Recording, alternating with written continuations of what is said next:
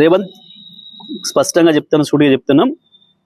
నువ్వు కేసీఆర్ని ఏదైతే బండలు కట్టుకొని దీన్ని దురుకు దంట దురికి చావుని మాట్లాడుతున్నావో, తెలంగాణ ప్రజలు మళ్ళీ మళ్ళీ మళ్ళీ మళ్ళీ నువ్వు లేచి వచ్చే అవకాశమే లేకుండా బండరాలు కట్టి నిన్ను మూసిలో పడేస్తారు. నీ రాజకీయ ప్రస్థానానికి ముగింపు పలుకుతారు.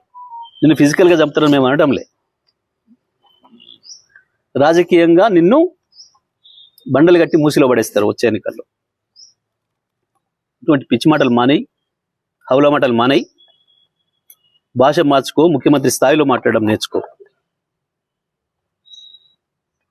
నువ్వు రెచ్చగొట్టాలని చూసినా ఇంకోటి చేసినా మాకు ఆ ఓపిక ఉంది. ఎందుకంటే నీ భాషల్ని చూసి వచ్చిన వాళ్ళం, నీ భాషల కుట్రలను ఎదుర్కొని వచ్చిన వాళ్ళం.